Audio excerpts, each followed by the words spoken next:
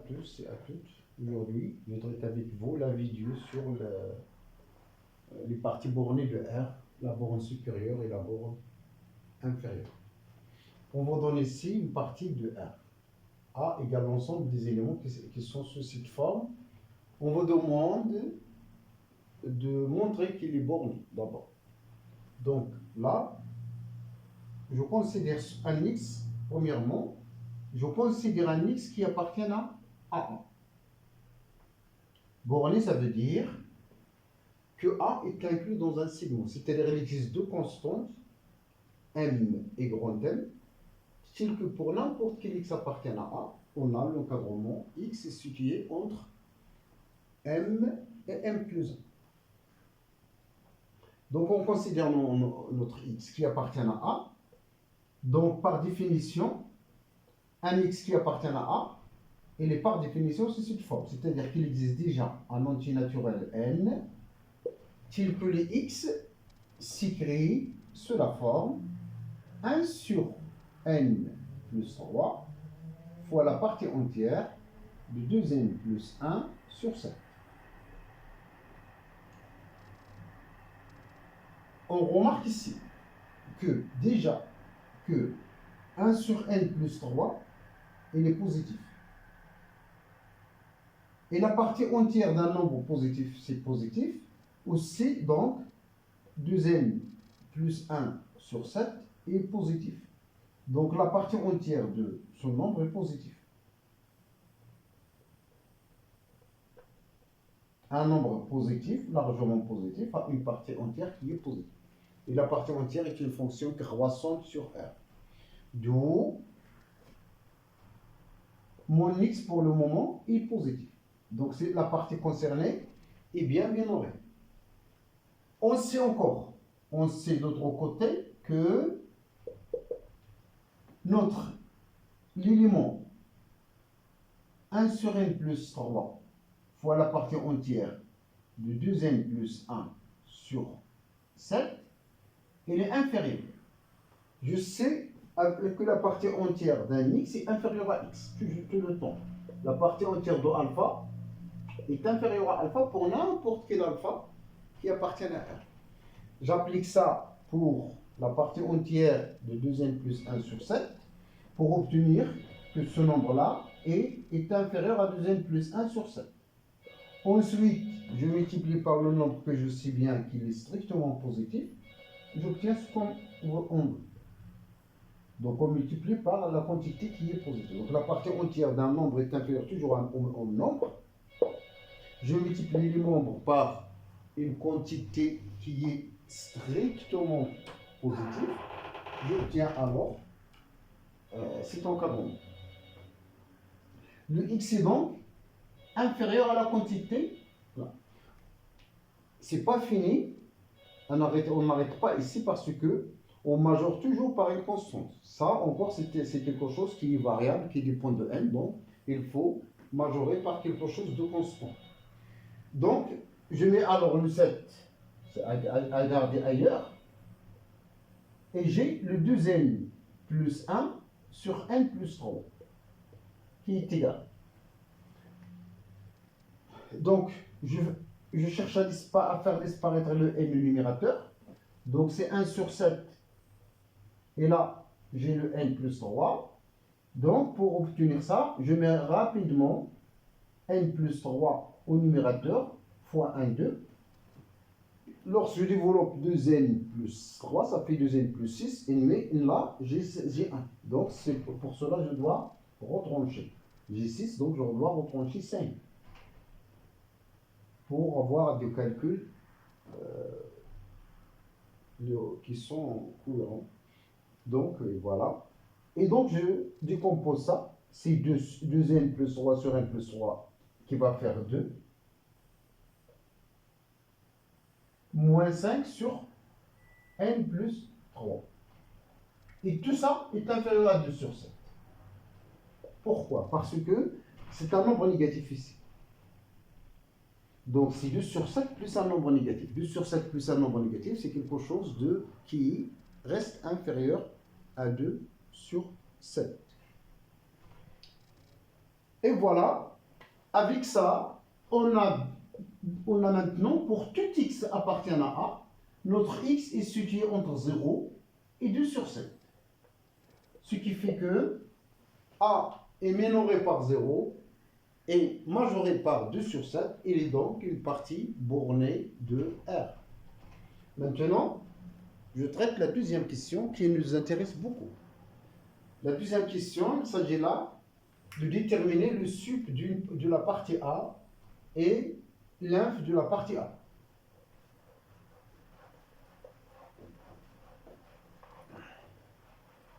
On sait maintenant, pour le moment, que cette partie-là est majorée par 2 sur 7. Et on remarque encore, à savoir, en fait, on a fait une inégalité optimale pour obtenir 2 sur 7. Donc, là, on cherche à montrer que 2 sup de A égale à 2 sur 7. Donc, la deuxième question, montrons que le sup de A est égal à 2 sur 7.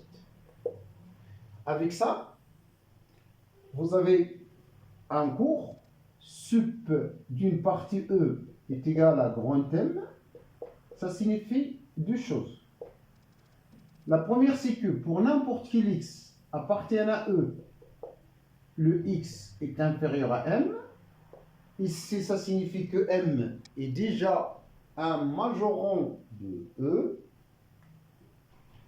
Et ensuite, pour un epsilon donné, le M moins epsilon ne sera pas majorant. C'est-à-dire, il existe un x0 appartient à E, tel que le M moins epsilon reste strictement inférieur à x0 et là inférieur à M. Et voilà, donc il faut montrer ces deux choses-là. D'un côté, quel que soit x appartient à A, on a déjà x est inférieur à 2 sur 7. Montrons que, soit donc un epsilon positif donné, montrons que la chose suivante, qu'il existe un x0 appartient à A,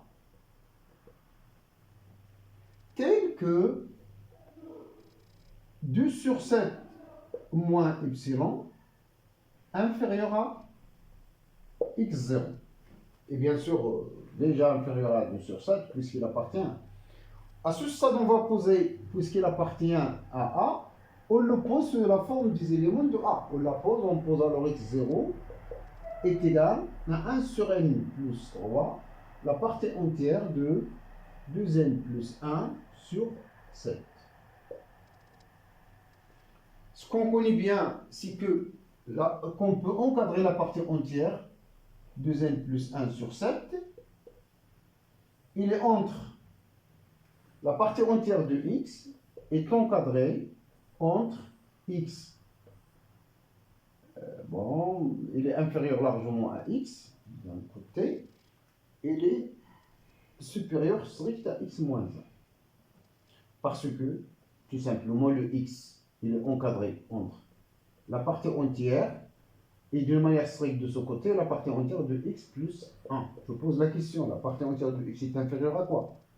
Il est inférieur à x. Mais il est supérieur à quoi? Je cache là. J'obtiens qu'il est strictement supérieur à x moins 1, donc j'obtiens mon encadrement. Donc cette partie entière, elle est entre donc 2n plus 1 sur 7 moins 1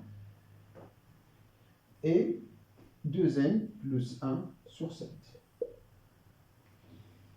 D'une manière large ici, et donc je garde ici aussi large. Là, en réalité, ça strict, mais c'est donc, je multiplie par le nombre qui est strictement positif, les membres. Donc, j'obtiens alors 1 sur n plus 3 fois 2n plus 1 sur 7 moins 1 sur n plus 3. Je multiplie tout ça, par 1 sur n plus 3, est inférieur à 1 sur n plus 3, la partie entière de 2n plus 1 sur 7, qui est inférieure à 1 sur n plus 3, 2n plus 1 sur 7.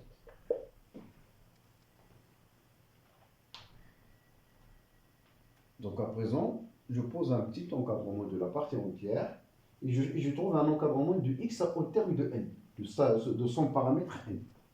Donc le x0 est donc entre deux quantités.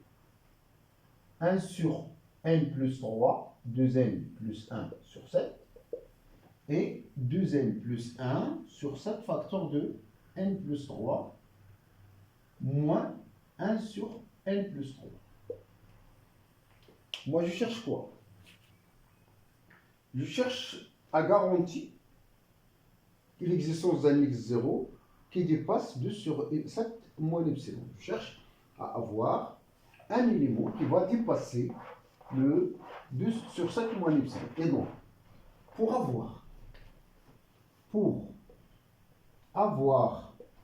pour garantir 2 sur 7 moins epsilon inférieur à x0, il suffit d'avoir. C'est-à-dire, moi je veux avoir que ce terme-là est inférieur 5 à x0. Il suffit d'avoir que le nombre, voilà, que ce nombre-là, lui-même, est supérieur à 2 sur 7 moins epsilon. Donc il suffit d'avoir que 2n plus 1 sur 7 facteur de n plus 3 moins, voilà, on va mettre à la ligne. Donc pour avoir ce terme-là, x0 dépasse 2 sur 7 moins epsilon, il suffit que cet élément-là dépasse lui-même le même nombre, c'est-à-dire 2 sur 7 moins epsilon, lui-même inférieur à cette quantité. 2 sur 2n plus 1 sur 7 facteur n plus 3 moins 1 sur n plus 3. Ce qui revient donc à ramener le 2 sur 7 de l'autre côté, c'est-à-dire moins l'epsilon est inférieur à 2n plus 1 sur 7n plus 21 moins 2 sur 7 moins 1 sur n plus 3. Donc voilà. Là, bon, je fais les calculs de manière. Donc, moins epsilon inférieur. Quoi? Donc, j'ai 14n. Ici, 14n va disparaître. Donc, c'est 7 moins 2 fois 21. Donc, c'est-à-dire 42 moins 7. Pas trompé. Donc, 5. 35. Donc, c'est moins 35 sur 7.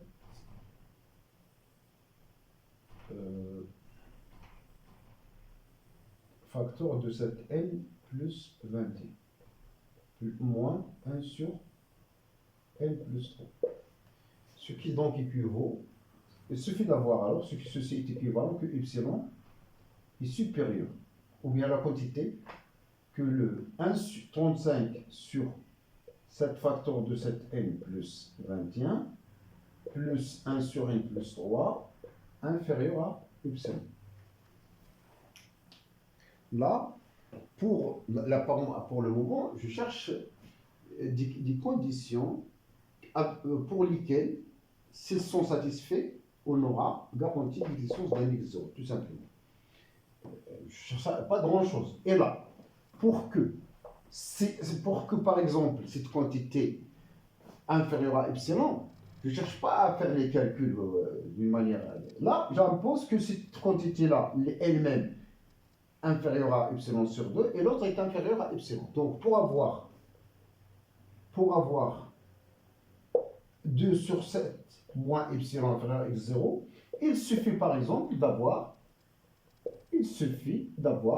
ça me suffit d'avoir 35 sur 7 facteur de 7n plus 21 inférieur à epsilon sur 2, et 1 sur n plus 3 aussi inférieur à epsilon sur 2. Et donc, voilà. Et donc, si j'arrive à trouver un bon n, c'est donc gagné.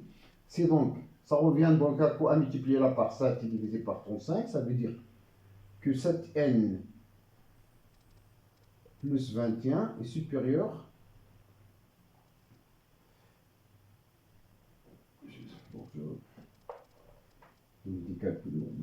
voilà. Bon, 1 sur 7n plus 21 est inférieur à 7 epsilon sur 70. Voilà. Donc, sur 70, je multiplie 35 par 2. Et n plus 3 inférieur à epsilon sur 1. Ce qui est équivalent donc à 7n plus 21 est supérieur à 70 sur 7 epsilon. Et je retranche alors 21. Et le n,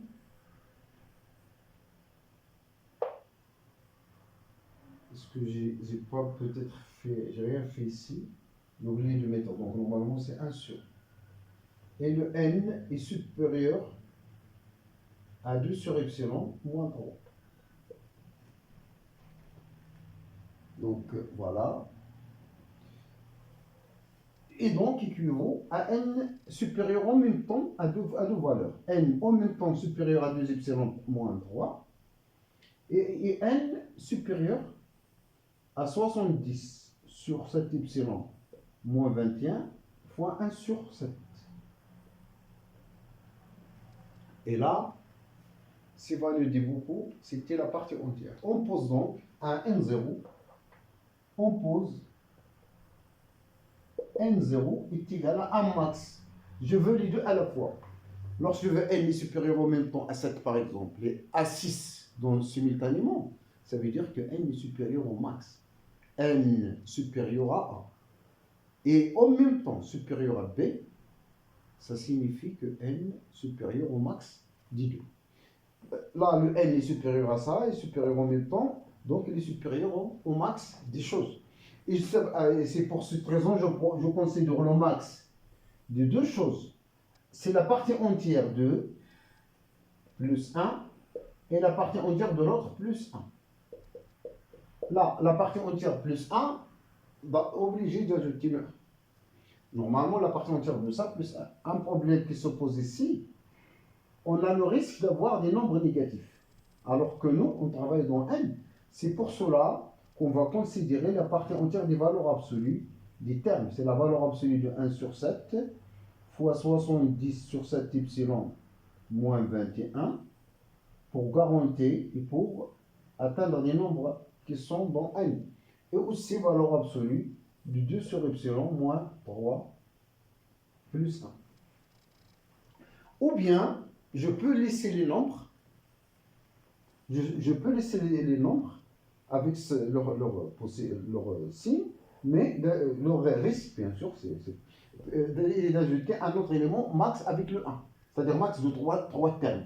Max de cette partie entière plus 1 sans valeur absolue, l'autre partie entière plus 1 sans valeur absolue, par exemple 1 quelque part. C'est-à-dire si jamais l'une des quantités ou les deux quantités sont négatives, donc on prend le 1. Donc on prend le max entre trois choses. Et voilà, donc il existe x0 appartient à A, tel que 2 sur 7 moins epsilon inférieur à x0 inférieur à 2 sur 7. Et là, donc on a réussi donc l'avance supérieure, c'est effectivement 2 sur 7. Et si tu pas, je ne considère pas ça des choses évidentes, mais il faut savoir déjà manipuler avec les epsilon comme ça. Pour la borne inférieure, c'est quelque chose de facile. On a 0, c'est un minimum, c'est un plutôt minimum, 0 est un minimum. Et si vous remarquez que lorsqu'on pose n égale à 1, l'élément en question je ne me rappelle pas l'expression, l'élément en question, si vous remplacez la partie entière de 2n plus 1 sur 7 peut-être, fois 1 sur n plus 3. Si vous remplacez n par 1, vous obtiendrez la partie entière de 3 sur 7, qui vaut 0. Donc l'élément n égale à 1, ça nous donne que 0, il suffit que 0 appartienne à A. Et donc, j'ai un plus petit élément. Et donc, c'est la borne inférieure. Donc, voilà. Et donc, A, il est inclus dans l'intervalle 0, 2 sur 7. Et c'est un intervalle optimal. C'est-à-dire c'est un intervalle de borne minimum qui contient A. Et donc, j'arrête à ce niveau. Je vous remercie. Et je vous souhaite un bon courage.